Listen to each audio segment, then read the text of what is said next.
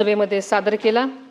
त्या अर्थसंकल्पामध्ये महिलांच्या सर्वांगीण विकासासाठी आणि सक्षमीकरणासाठी मोठ्या प्रमाणात तरतुदी करण्यात आल्या आहेत। त्याबद्दल मी मनापासून त्यांचे आभार मानते। राज्याचे दिवंगत उपमुख्यमंत्री आदरणीय अजितदादा पवार यांनी सुद्धा महिलांच्या उन्नतीसाठी सातत्याने काम केलं। संकल्प सादर करण्यासाठी त्यांची जोरदार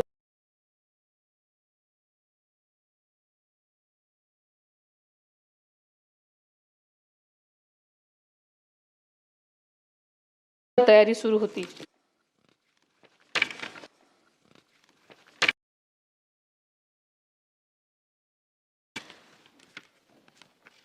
सभापती महोदय, शेवटी आंतरराष्ट्रीय महिला दिनाच्या निमित्तानं राज्यातील सर्व माता भगिनींसह त्यांच्या पाठीशी ठाम उभ्या राहणाऱ्या प्रत्येकाला मनापासून मी शुभेच्छा देते।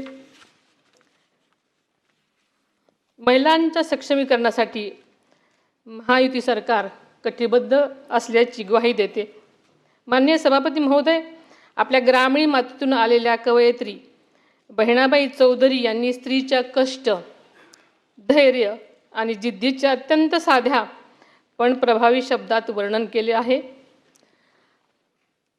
त्या म्हणतात, अरे संसार संसार जसा तवा चुल्यावर, आधी हाताला चटके तेव्हा मिळते भाकर। आपल्या सगळ्याला हे माहिती आहे, पण त्यांचा अर्थ खूप खोल आणि सखोल आहे। या ओळीमध्ये स्त्रीच्या सहनशीलतेची, कष्टाची, सृजनशक्तीची ताकद दडलेली आहे। आजची स्त्री अशा जिद्दीने संकटांना सामोरी जात स्वतःचा, कुटुंबाचा आणि समाजाचा विकास घडवत आहे। याच विचारातून महिलांना सन्मान, संधी आणि सुरक्षितता देणारा समाज घडवण्याचा आपला संकल्प अधिक दृढ करूयात असं आवाहन करते आणि आज थांबते। धन्यवाद। जय हिंद, जय महाराष्ट्र।